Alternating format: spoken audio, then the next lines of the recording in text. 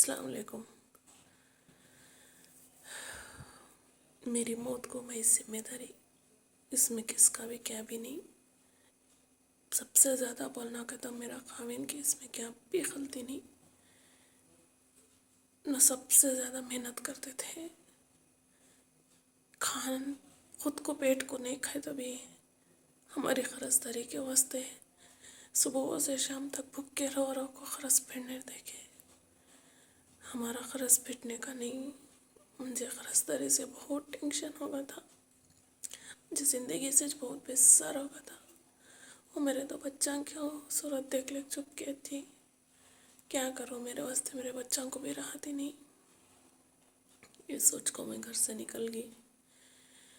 अल्लाह मैं क्या तो भाई सी गलती करे है तो अल्लाह ताला कने भी माफ़ी चाह रही हूँ। इसमें मेरे घर वालों को होंदे किसका भी क्या भी नहीं। सबसे ज़्यादा मेरा खाविन की क्या भी गलती नहीं।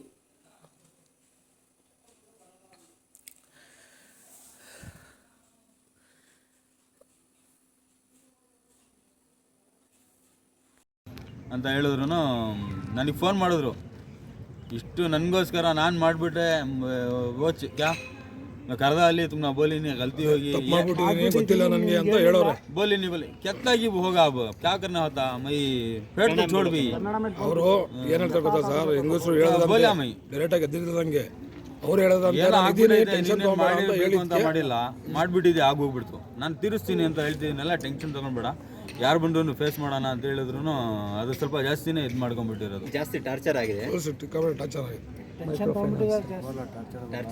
वो क्योंकि ये हो जाको घर में टिकने सका।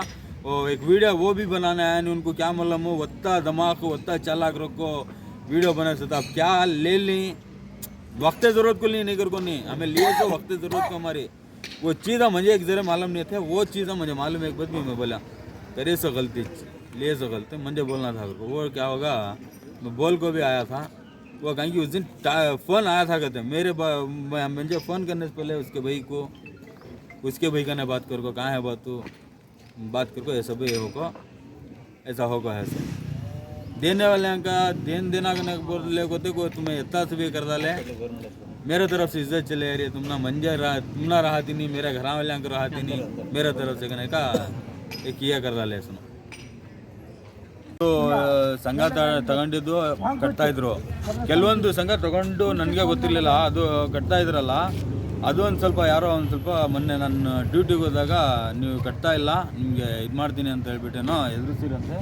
ನನ್ನ ಮಗ ಇದ್ದಾನೆ, ಅವನಿಗೆ ಗೊತ್ತಾಗೈತೆ ಫೋನ್ ಬಸ್ ಅದು ಕಂಪ್ಲೇಂಟ್ ಅಂತ ಹೇಳಿದ್ರಲ್ಲ, ಎದ್ರುಕೊಂಡ್ಬಿಟ್ರು. ನಾನು ಹೇಳಿದೆ ಏನೂ ಆಗಲ್ಲ, ನಾನು ಇದ್ದೀನಿ, ನಾನು ಭಯ ಪಡಬೇಡ, ನಾನು ಇದ್ದೀನಿ, ಬರೋ ತನಕ ಸಮಾಧಾನ ಮಾಡ್ಕೊ ಅಂತ ಹೇಳಿದ್ರು. ವಿಡಿಯೋ ಮಾಡಿಬಿಟ್ಟು ಯಾವ ಸಂಘದಲ್ಲಿ ತಗೊಂಡಿರೋದು ಯಾವುದು ಅಂತ ಗೊತ್ತಾಯಿಲ್ಲ ಅದು. ಹಾಂ ಫೋನ್ ಬಲ್ಲ ನೋಡಿ ಯಾರು ಅಂತ ಗೊತ್ತಾಗುತ್ತಾ ನೀವು?